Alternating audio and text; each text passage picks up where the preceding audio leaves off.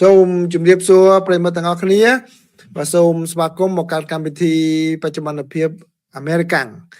នៅពេលនេះគឺជាថ្ងៃពុធពេលយប់ទី3ខែមិថុនាឆ្នាំ2026មកនៅសហរដ្ឋអាមេរិកណា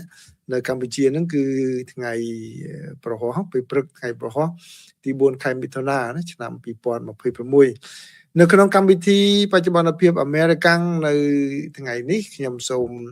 នាំយកព័ត៌មានសំខាន់ចំនួន4មកជម្រាបជូនប្រិយមិត្តទាំងអស់គ្នានៅថ្ងៃនេះគឺបើយោងតាមការផ្សាយរបស់ CNN ឲ្យដឹងថារដ្ឋសភានៅថ្ងៃនេះបានបោះឆ្នោតសម្រាប់កំហិតអំណាចសង្គ្រាមរបស់លោកប្រធានាធិបតី Donald Trump នៅក្នុងប្រទេសអ៊ីរ៉ង់បាទដែលនេះជាការស្ដីបន្ទោសដ៏ខ្លាំងផងដែរទៅដល់លោកប្រធានាធិបតី Donald Trump ដែលបានធ្វើសង្គ្រាមដោយមិនមានការអនុញ្ញាតពីរដ្ឋសភានាពេលកន្លងមកនេះហើយព័ត៌មានទី2នេះគឺលោកប្រធានាធិបតី Donald Trump បានប្រកាសម្ដងទៀតហើយថាអ៊ីរ៉ង់ឥឡូវនេះព្រមប្រគល់សារធាតុនុយក្លេអ៊ែរមកឲ្យសហរដ្ឋអាមេរិកបាទគឺឲ្យសហរដ្ឋអាមេរិកទៅយកពីរោងចក្រនុយក្លេអ៊ែរដែលបានរងការបំផ្លាញដោយការវាយប្រហាររបស់សហរដ្ឋអាមេរិកកាលពីឆ្នាំមុនបាទគឺបានសហរដ្ឋអាមេរិកបានផ្លោងចំរោងចក្រនុយក្លេអ៊ែរហើយបើតាមខាងទីភ្នាក់ងារធម្មពលនុយក្លេអ៊ែរអង្គការសហប្រជាជាតិថាសារធាតុអ៊ុយរ៉ាញ៉ូមនឹងគឺនៅក្នុងរោងចក្រនោះទេអត់ទៅណាទេឥឡូវនេះគឺលោកត្រាំថាអ៊ីរ៉ង់ព្រមឲ្យសហរដ្ឋអាមេរិកយកមកចាត់ចែងកំទេចចោលឬយ៉ាងណាទៅតាមការចង់បានរបស់សហរដ្ឋអាមេរិកហើយព័ត៌មានទី3នេះគឺក្រសួងការបរទេសរបស់សហរដ្ឋអាមេរិកបានប្រកាសថាអ៊ីស្រាអែលនិងលីបង់បានព្រមព្រៀងគ្នាទៅលើបទច្បាញ់មួយទៀតហើយដោយឈរលើលក្ខខណ្ឌមួយថាក្រុមហេស្បូឡាត្រូវតែបញ្ឈប់ប្រតិបត្តិការរបស់ខ្លួនផងដែរ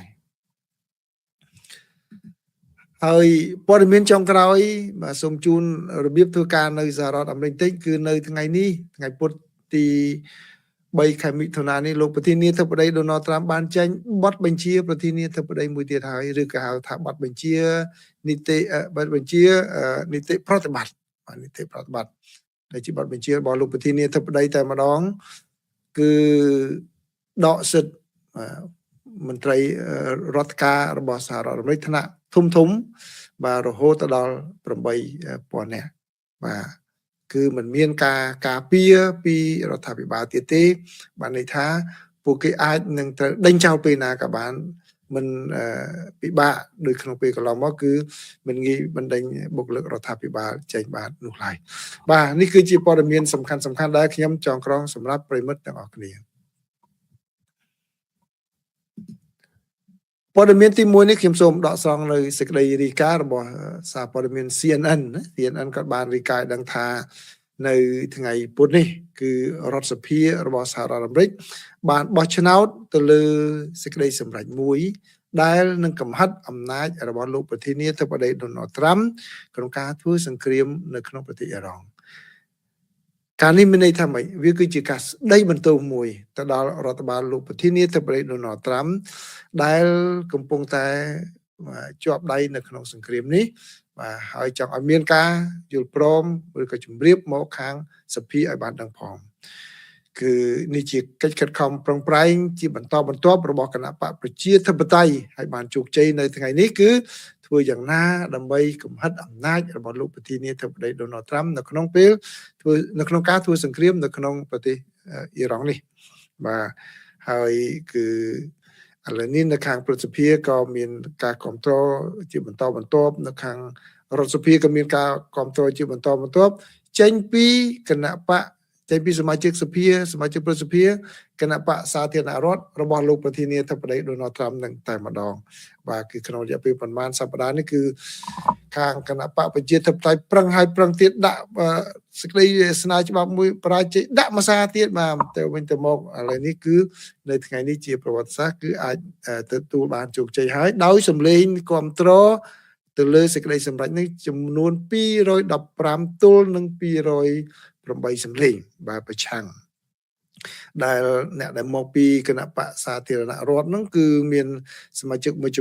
រដ្ឋសភាមួយចំនួនខ្ញុំមិនបាច់រាប់ឈ្មោះទេដែលបាទរាប់ឈ្មោះចុះបាទឲ្យប្រិមិត្តខ្លះគាត់ដឹងគឺលោក Thomas Massey Brian Fitzpatrick Tom Barrett និង Warren Davidson បាទគឺបាទងាកមកគ្រប់គ្រងសេចក្តីសម្រេចដែលស្នើឡើងដោយគណៈបកប្រជាធិបតេយ្យហើយតែម្ដងដោយគាត់បានថ្លែងថាប្រជាពលរដ្ឋនៅមណ្ឌលរបស់គាត់ឥឡូវនេះមានការខឹងសម្បាបាទខ្លាំងណាស់បាទខឹងសម្បាខ្លាំងណាស់ដោយសារតែការនឿយណាយនឹងការចំណាយថ្លៃសាំងនឹងវាថ្លៃបាទឥឡូវនឹងសម្រាប់ប្រេងសាំងនៅរដ្ឋ Kentucky របស់គាត់នឹងគឺឡើងមួយ gallon នឹងគឺ$5បាទមួយ gallon នឹងគឺមួយ gallon មានចំណុះ3លីត្រ78ណា3លីត្រជិត4លីត្របាទមួយ gallon នឹងគឺ$5ទៅហើយប្រេងមកស៊ូតវិញគឺមួយ gallon គឺ$6បាទ$6ដែលជានេះដែលនេះជាការមួយដាក់បន្ទុកទៅលើបាទពលរដ្ឋដែលប្រើប្រាស់ប្រេងសាំងបាទធ្វើដំណើរហ្នឹងហើយមិនត្រឹមតែប៉ុណ្ណោះទេគឺតម្លៃជីបាទតម្លៃជីក៏ឡើងថ្លៃផងដែរដោយសារតែការប្រើប្រាស់ប្រេងសម្រាប់ដឹកជញ្ជូននេះហើយក៏លើនឹងក៏ឡើងថ្លៃទៀតអញ្ចឹងធ្វើឲ្យកសិករមួយចំនួនបាទពិបាកក្នុងការទិញជីផងហើយត្រូវចំណាយខ្ពស់ជាងមុនផងដើម្បីទិញជីនេះបាទដែលធ្វើឲ្យខាងគណៈបកសាធារណរដ្ឋហ្នឹងក៏មានការខឹងសម្បាដែរដោយសារតែបាទនៅរដ្ឋមួយចំនួនគឺសមាជិករដ្ឋសភាគណៈបកសាធារណរដ្ឋហ្នឹងគឺនៅមណ្ឌលរបស់គាត់ហ្នឹងគឺជា farm ជាកសិដ្ឋានតែម្ដងបាទដែលខ្មែរយើងហៅថាជាចំការមកជាចំការសម្រាប់គឺធ្វើកសិកម្មដល់ពេលអញ្ចឹងទៅគាត់ជួបប្រទះបញ្ហាទាំងអស់ហ្នឹងបាទនេះជាព័ត៌មានទី1ណាបាទព័ត៌មានទី1ហើយព័ត៌មានទី2នេះគឺលោកប្រធានាធិបតី Donald Trump បានប្រកាសទៀតហើយនៅថ្ងៃនេះបាទថ្ងៃពុធទី3ខែមិថុនានេះលោកបានមានប្រសាសន៍ថាអ៊ីរ៉ង់ឥឡូវនេះបានយល់ព្រមអនុញ្ញាតឲ្យសហរដ្ឋអាមេរិកចូលទៅក្នុងប្រទេសរបស់ខ្លួនដើម្បីជីកយកបាទសារធាតុនុយក្លេអ៊ែរដែលបានកប់នៅក្នុងរូងភ្នំដែលជារោងចក្រនុយក្លេអ៊ែររបស់អ៊ីរ៉ង់ដែលសហរដ្ឋអាមេរិកបានបើកការវាយប្រហារក្នុងពេលកន្លងមកនេះបាទការវាយប្រហារកាលពីរដូវក្តៅឆ្នាំមុនគឺសហរដ្ឋអាមេរិកបានប្រើយន្តហោះទម្លាក់គ្រាប់បែកប្រភេទ B2 ក្នុងអំឡុងប្រតិបត្តិការ Midnight Hammer ញញួរពាក់កណ្ដាលរាត្រីបាទប្រឆាំងនឹងរោងចក្រនុយក្លេអ៊ែររបស់អ៊ីរ៉ង់មួយចំនួនដែលលាក់ខ្លួននៅក្នុងព្រៃបាទហើយបើតាមទីភ្នាក់ងារធម្មពលអាតូមិកឬធម្មពលនុយក្លេអ៊ែររបស់អង្គការសហប្រជាជាតិបានបញ្ជាក់ឲ្យដឹងថាក្របសារធាតុនុយក្លេអ៊ែរហ្នឹងឥឡូវហ្នឹងនៅតែកប់នៅក្នុងដីនៅឡើយទេនៅក្នុងរោងចក្រហ្នឹងដែលក្រោយពីសហរដ្ឋអាមេរិកបានផ្លោងចំរោងចក្រនោះហើយធ្វើឲ្យបាទវាដួលរលំនៅក្នុងភ្នំនោះបាទចឹងលោកប្រធានាធិបតីបានប្រកាសបាទលោកនិយាយដូចជាពាក្យដដែលច្រើននៅក្នុងសម្ដីគឺលោកដោយសង្ខេបទៅខ្ញុំសូមមិនអានសម្ដីផ្ទាល់របស់គាត់គឺបានន័យថាឥឡូវហ្នឹងអ៊ីរ៉ង់ព្រមឲ្យហើយក៏ប៉ុន្តែឲ្យសហរដ្ឋអាមេរិកទៅយកខ្លួនឯងទៅពីព្រោះសារធាតុហ្នឹងវាកប់នៅក្នុងដីរោងចក្រនុយក្លេអ៊ែរបន្ទាប់ពីសហរដ្ឋអាមេរិកវាកំទេចបាទអញ្ចឹងអាមេរិកផ្លោងចំខ្ទេចណាកាលពីលើកមុនមានរបាយការណ៍ផ្សេងថាมันខូចខាតខ្លាំងប៉ុន្តែលើនៅខ្ទេចនៅហ្នឹងបាទហើយអ៊ីរ៉ង់ហើយលោកប្រធានាធិបតីថាអាមេរិកនឹងចូលទៅបាទអាមេរិកនឹងចូលទៅយកក៏ប៉ុន្តែមិនទាន់ចូលទៅយកនៅពេលឥឡូវនេះទេចាំកិច្ចព្រមព្រៀងសន្តិភាពបានសិនពីព្រោះលោកមិនចង់បញ្ជូនទាហានរបស់សហរដ្ឋអាមេរិកហើយចូលទៅមានគ្រោះថ្នាក់នោះទេបាទនិយាយចុះឡើងចុះឡើងមកគឺលោកបានបញ្ជាក់ថាអ៊ីរ៉ង់ព្រមបាទតែការពិតយ៉ាងណាអ៊ីរ៉ង់ព្រមឬមិនព្រមគឺចាំមើលការវិវត្តក្នុងរយៈពេលប្រហែលថ្ងៃទៅមុខតទៅទៀតផងដែរព័ត៌មានទី3នេះគឺជាដំណឹងល្អមួយដែរដែលអាចជួយទៅដល់កិច្ចព្រមព្រៀងសន្តិភាពរវាងសហរដ្ឋអាមេរិកជាមួយនឹងអ៊ីរ៉ង់នោះគឺក្រសួងការបរទេសដែលបានសម្របសម្រួលឲ្យមានកិច្ចប្រជុំរវាងខាងអ៊ីស្រាអែលជាមួយនឹងលីបង់បាទឥឡូវនេះបានសម្រេចហើយនៅចាំនេះប្រសិនខ្ញុំបានរីកាជូនប្រិមត្តដែរគឺថាមានការជួបប្រជុំគ្នាមែនទេបាទឥឡូវនេះគឺនៅមុននេះបន្តិចគឺប្រកាសថាមានលទ្ធផលល្អគឺបានន័យថាភាគីទាំងពីរនឹងបានព្រមព្រៀងគ្នាហើយបាទកិច្ចប្រជុំនឹងគឺហៅថាកិច្ចប្រជុំ ត្រីភាគីដូចករណីរឿងខ្មែរជាមួយនឹងសៀមដែរនោះគឺមានប្រជុំអាមេរិកប្រជុំសៀមប្រជុំជាមួយនឹងកម្ពុជាផងដែរបាទឥឡូវហ្នឹងគឺហើយគឺកាលនោះដូចជា4បាទ4គឺមានម៉ាឡេស៊ីផងដែរកាលនោះមានម៉ាឡេស៊ីផងដែរនៅនេះបាទអញ្ចឹងនៅអ៊ីរ៉ង់អ៊ីស្រាអែលហើយនិងលីបង់ចាញ់ខ្មែរយើងណាបាទយើងខ្មែរយើង4ភាគីអានោះបាទដូច្នេះគឺថាព្រមព្រៀងជប់បាញ់គ្នាហើយបាទចាប់ពីថ្ងៃកិច្ចប្រជុំនេះបានធ្វើកាលពីថ្ងៃទី2ថ្ងៃទី3ខែមិថុនានេះបាទហើយដោយមានលក្ខខណ្ឌថាអ៊ីស្រាអែលលែងរុលទៅមុខតទៅទៀតលែងប្រយុទ្ធទៅទៀតនៅក្នុងតំបន់របស់ប្រទេសលីបង់បាទហើយខាងលីបង់នោះក៏គេនឹងបង្កើតនៅតំបន់ pilot តំបន់ហោះហើរមួយដែលគឺខាងលីបង់ជាអ្នកគ្រប់គ្រងបាទពីព្រោះអីកិច្ចព្រមព្រៀងនេះគឺมันមានការចូលរួមពី Hamas មែនអញ្ចឹងហើយគេដាក់លក្ខខណ្ឌថាមិនមែន Hamas ទេ Hezbollah បាទក្រុម Hezbollah គឺនឹងត្រូវទទួលព្រមផងដែរថានឹងជប់បើការវាប្រហារមកលើអ៊ីស្រាអែលបើមិនដូច្នោះទេអ៊ីស្រាអែលក៏មិនជប់ការវាប្រហារនោះដែរបាទអញ្ចឹងនេះគឺជាការមួយដែលអាចនឹងបាទបន្ធូរបន្ថយស្ថានភាពបន្តិចផងដែរបាទហើយនៅក្នុងការវិវត្តដែលពាក់ព័ន្ធនឹងសហរដ្ឋអាមេរិកនិងប្រទេសអ៊ីរ៉ង់នោះបាទដែលជាមូលហេតុនៃការច្បាំងគ្នាបន្តរហូតនេះដែរនោះគឺនៅថ្ងៃនេះខាងយុទ្ធភូមិភាគកណ្ដាលរបស់សហរដ្ឋអាមេរិកបានបញ្ជាក់ឲ្យដឹងថាខ្លួនបានបើកការវាប្រហារមួយលើកទៀតហើយទៅលើកោះ Qasem របស់អ៊ីរ៉ង់បាទដោយសារតែអ៊ីរ៉ង់បានវាប្រហារទៅលើប្រទេសគុយវ៉ែតហើយនិងប្រទេសបារ៉ែនហើយបើតាមការឲ្យដឹងនេះគឺការវាប្រហាររបស់អ៊ីរ៉ង់ទៅលើគោលដៅនៅក្នុងប្រទេសគុយវ៉ែតនោះគឺបានបណ្ដាលឲ្យមនុស្សចំនួន63នាក់រងរបួសហើយនឹងនេះបើយោងតាមក្រសួងការបរទេសរបស់ប្រទេសគុយវ៉ែតបាទហើយខាងបញ្ជាការកណ្ដាលរបស់សហរដ្ឋអាមេរិកក៏បានបាញ់ទម្លាក់ drone របស់អ៊ីរ៉ង់បាទដែលបានបាញ់សម្ដៅមកកងកម្លាំងរបស់សហរដ្ឋអាមេរិកនៅក្នុងប្រទេសគុយវ៉ែតបាទអញ្ចឹងដូច្នេះនេះគឺជាការវិវត្តមួយផ្សេងទៀតផងដែរបាទប្រិមិត្តឃើញរូបជាប់គាំងទៀតហើយយ៉ាងមិនចេះឥឡូវបាទអូមកកំអាលមិនទៅគាំងបាទគាំងរូបគាំងរៀងឃើញនៅស្ងៀមអញ្ចឹងបាទឥឡូវនេះសូមចូលមួយសារទៀតបាទសូមចូលមួយសារទៀតបាទព័ត៌មានទី4ណាព័ត៌មានទី4បាទព័ត៌មានទី4នេះគឺជារឿងមួយកើតឡើងនៅសហរដ្ឋអាមេរិកសម្រាប់មន្ត្រីរដ្ឋការសហរដ្ឋអាមេរិកបាទនៅថ្ងៃនេះគឺលោកប្រធានាធិបតី Donald Trump បានចេញប័ណ្ណបញ្ជាប្រធានាធិបតីឬក៏ហៅថាប័ណ្ណបញ្ជានីតិប្រតិបត្តិគឺដកសិទ្ធិការពារទៅដល់មន្ត្រីរដ្ឋការចំនួន 8,000 នាក់បាទមិនមែនទូទៅទេសម្រាប់អ្នកនៅក្នុងកម្រិតគេហៅថា GS15 នេះគឺនៅក្នុងខាងមន្ត្រីរដ្ឋការរបស់សហរដ្ឋអាមេរិកគឺកម្រិតខ្ពស់ជាងគេបំផុតហើយណា General Service General Schedule បាទគឺ GS15 នឹងគឺជាមេធំបាទនៅក្នុងរដ្ឋការសហរដ្ឋអាមេរិកបាទនៅទីនេះគឺពី GS 13 14 15គឺកម្រិតកម្ពុជាកម្រិតថ្នាក់ពួក manager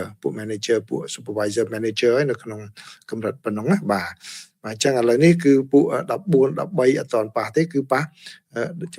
ពួកខាង15មេគឺរហូតដល់ 8,000 នាក់បាទ 8,000 នាក់បាទកាលពីមុនគេរំពឹងថាអាចនឹងមានរហូតដល់ 50,000 នាក់ផងដែលលោកប្រធានាធិបតីនឹងដកសិទ្ធិការពាររបស់ពួកគាត់នោះបាទគឺបានន័យថាម៉េចបានន័យថាបើសិនជាមានអ្វីខុសឆ្គងបាទគឺអាចនឹងបណ្ដេញចោលបាទភ្លាមតែម្ដងដូចនៅក្រុមហ៊ុនដូចនៅតំណែងនយោបាយដែរនិយាយរួមដូចស្តៀងនឹងតំណែងនយោបាយដែរតំណែងនយោបាយគឺចូលមកអាចនឹងបណ្ដេញឈប់ពេលណាក៏បានដែរប៉ុន្តែមន្ត្រីរដ្ឋការរបស់សហរដ្ឋអាមេរិកគឺពិបាកនឹងបណ្ដេញមានការការពារច្រើនបាទអញ្ចឹងឥឡូវលោកដកសិទ្ធិចំនួន 8,000 នាក់ដែលជានៅកម្រិត GS15 ហ្នឹងបាទកម្រិតកំពូលណាបាទ GS15 ហ្នឹងបាទហើយបាទគឺបើទោះបីជានៅពេលនេះលោកដកសិទ្ធិចំនួន 8,000 នាក់ក៏ប៉ុន្តែក៏ ក៏អាចនឹងមានបន្ថែមទៀតផងដែរថាតើដល់ប្រមាណអ្នកពីមុនគេបារម្ភថាដល់ 50,000 នាក់បាទអញ្ចឹងនៅក្នុងក្របខ័ណ្ឌរដ្ឋការសហរដ្ឋអាមេរិកគឺពី13 14 15គឺខាងរដ្ឋាភិបាលជាអ្នកការពារឧទាហរណ៍ដូចជានៅខាងនៅប្រជុំបកកញ្ចក់បញ្យលឲ្យយល់ពីរចនាសម្ព័ន្ធដូចសហការីខ្ញុំដែលគាត់នៅខាងក្រោមហ្នឹងគឺពួកគាត់មាន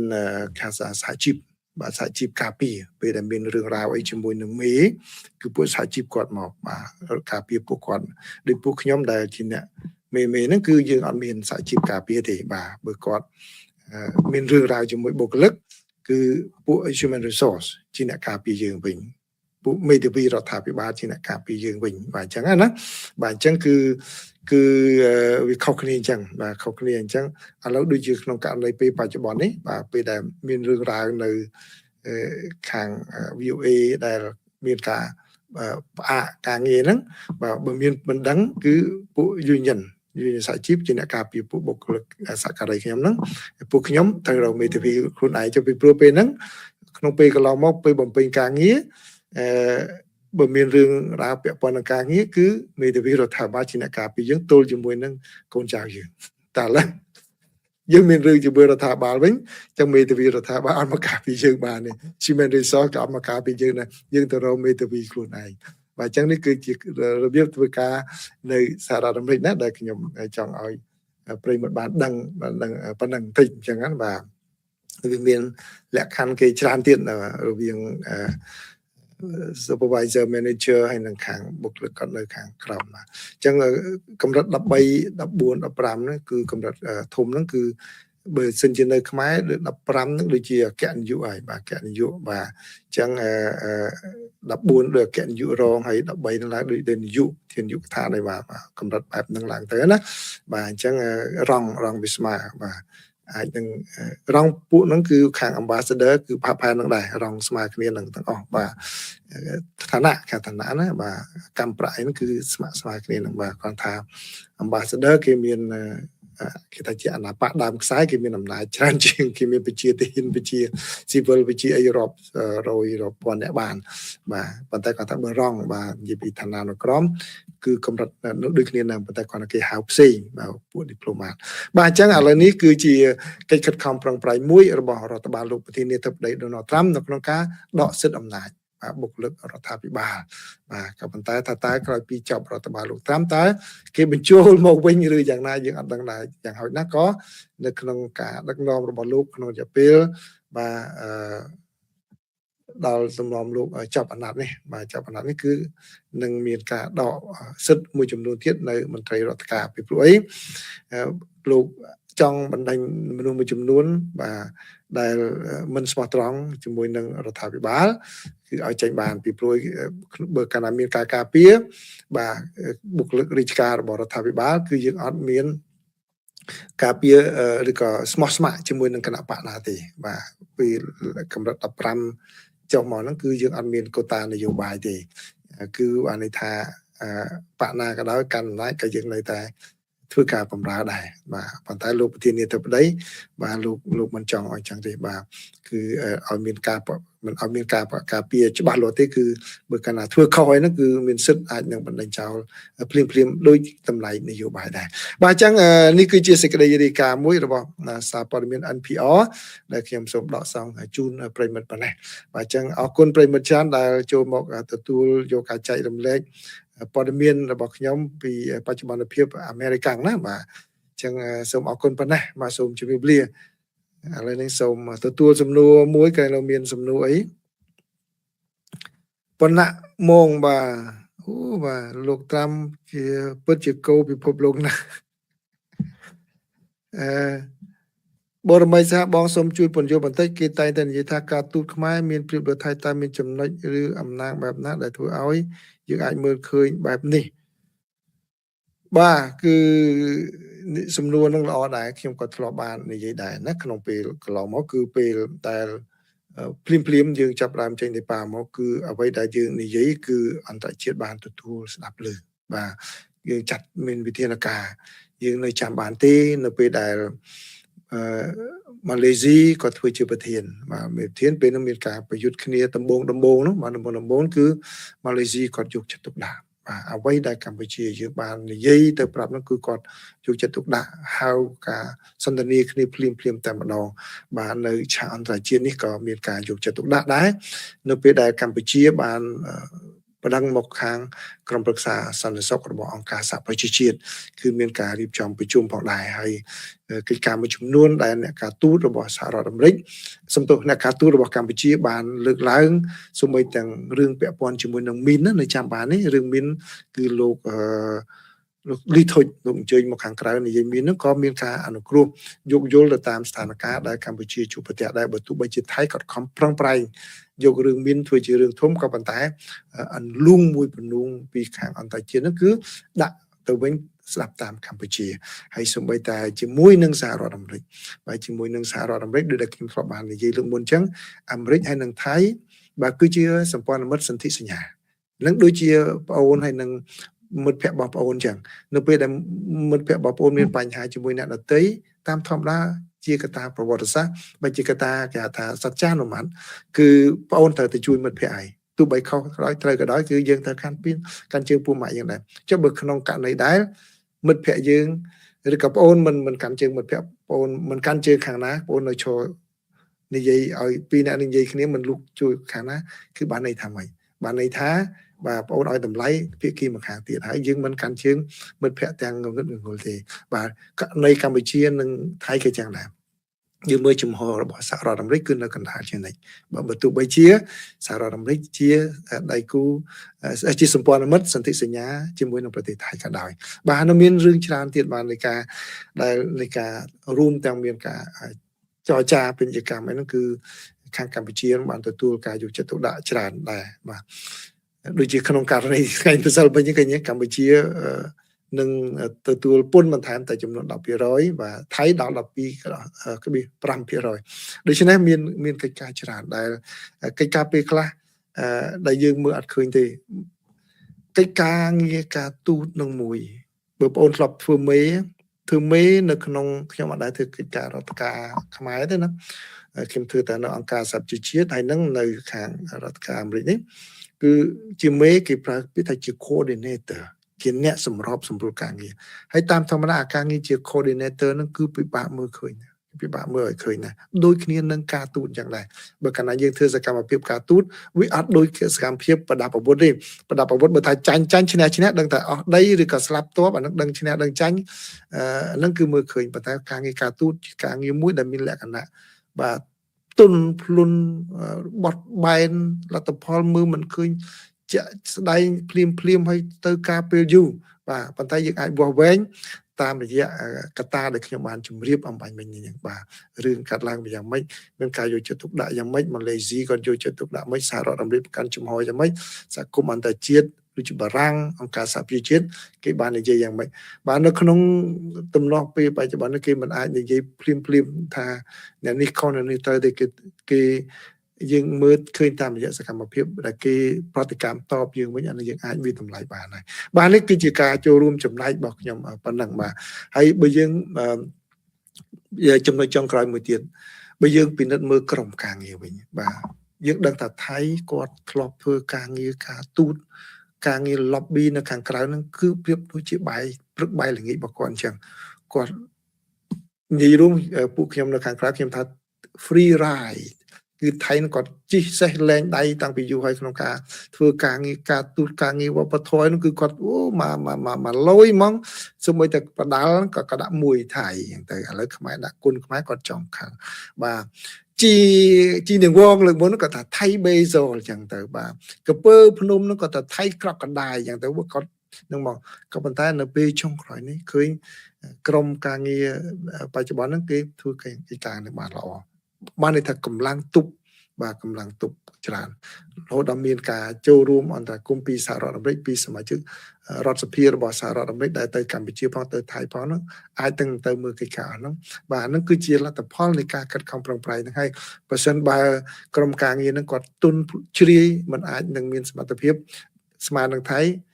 ប្រហែលជាយើងជញ្ជីងយើងនៅខាងក្រោមគេជន់យើងបាទជន់ជាប់ចំណិចតែម្ដងហើយបាទអញ្ចឹងដូច្នេះយើងមើលកម្លាំងដែលថៃគាត់ល្បីជាកម្លាំងខ្លាំងខាងការទូតឥឡូវហ្នឹងបែរជាយើងអាចមើលឃើញផ្នែកទៅទេតែម្ដងឥឡូវហ្នឹងមើលឃើញលោកអនុធានគាត់និយាយទេម្ដងលេចម្ដងកើតលោកសៀស័កភួងកើតកើតដែលគេល្បីថាអ្នកការទូតជើងចាស់របស់ថៃហ្នឹងគាត់និយាយរហូតដល់យើងហៅថាអ្នកការភូតវិញហើយបាទអញ្ចឹងដូច្នេះមិនមែនតែយើងមើលឃើញអន្តរជាតិគេមើលមិនឃើញទេបាទគេមើលឃើញដូចគ្នាតែចាំថាពេលដែលយើងមកនិយាយនៅអង្គការសហប្រជាជាតិគឺបណ្ដាញពីខាងផ្លូវការរបស់អង្គទូតរបស់ប្រទេសនីមួយៗនៅប្រចាំប្រទេសមួយគេធ្វើរបាយការណ៍គេទៅហើយអង្គការសហប្រជាជាតិក៏គេមានរបាយការណ៍ដែរដែលខ្ញុំធ្លាប់បាននិយាយពីរឿងកន្លងមកបទពិសោធន៍របស់ខ្ញុំអញ្ចឹងណាដូច្នេះគេដឹងហើយគ្រាន់តែភាសាការទូតគេមានការជ្រើសរើសណាស់គេអត់មាននិយាយដួងក្តាំងអីទេវាផ្អែមល្ហែមគេនៅតែលួងលោមនិយាយឲ្យល្អជានិច្ចបាទនេះគឺជាអ្វីដែលខ្ញុំអាចបញ្យល់បរមីសីហៈប៉ុណ្ណឹងបានណាបាទសង្ឃឹមថាអាចទទួលបានខ្លះហើយជាមានអ្នកដែលអាចពន្យល់បានល្អជាងខ្ញុំនឹងច្រើនតទៅទៀតផងដែរណាបាទប៉ុន្តែខ្ញុំសូមចូលរួមចំណែកប៉ុណ្ណឹងបាទឥឡូវហ្នឹងគឺមានណាមួយទៀតសុំមួយទៀតចាស់ដូចជាវែងតិចដែរណាបាទ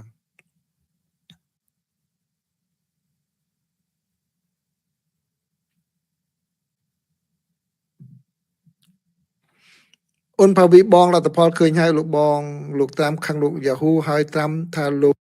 ហើយបាទហ្នឹងហើយបាទហ្នឹងដូចដែលខ្ញុំបាននិយាយចឹងមិនមែនមិនអ៊ីស្រាអែលមកពជាអាមេរិកទេមិនពជាលោកត្រាំបានទេបាទដូចទៅមិនមួយចំនួនធ្លាប់បានមិនតែនៅកាំងរូបទៀតដែរបាទឮតែសំឡេងកាំមិនដែរបាទមិនអាចពជាលោកត្រាំបានទេបាទអូខេមួយទៀត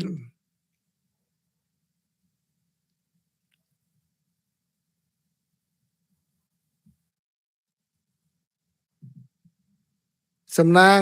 សំណាងសឿបាទស្អែកចាំធ្វើបច្ចុប្បន្នភាពជូននៅក្នុងកម្មវិធីបច្ចុប្បន្នភាពអន្តរជាតិណាបាទគឺបាទនៅមិនទៅមុខទៅក្រោយទេគឺថ្ងៃនេះខាងអ៊ុយក្រែនផ្លោងដាក់រោងចក្រប្រេងរបស់រុស្ស៊ីវិញសងសឹកវិញដែរបាទ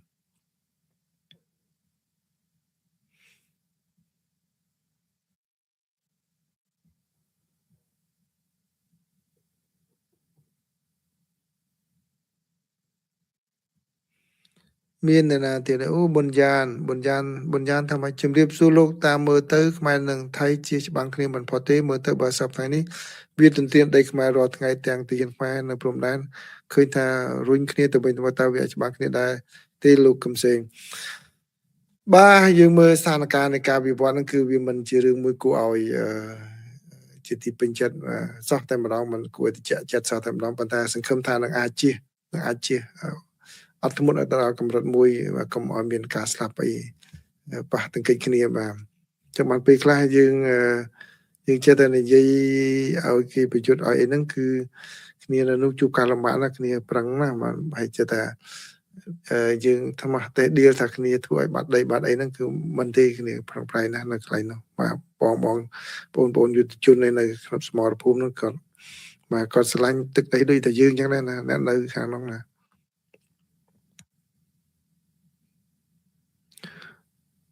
បាទអស់ហើយបាទមានសំណួរច្រើនទៀតបាទចឹងសូមអរគុណប្រិមត្តច្រើនមិនកាំងរូបភាពទៀតហើយមិនដឹងជាយ៉ាងម៉េចកម្មវិធីនេះបាទចឹងអរគុណសូមជម្រាបលាណាបាទ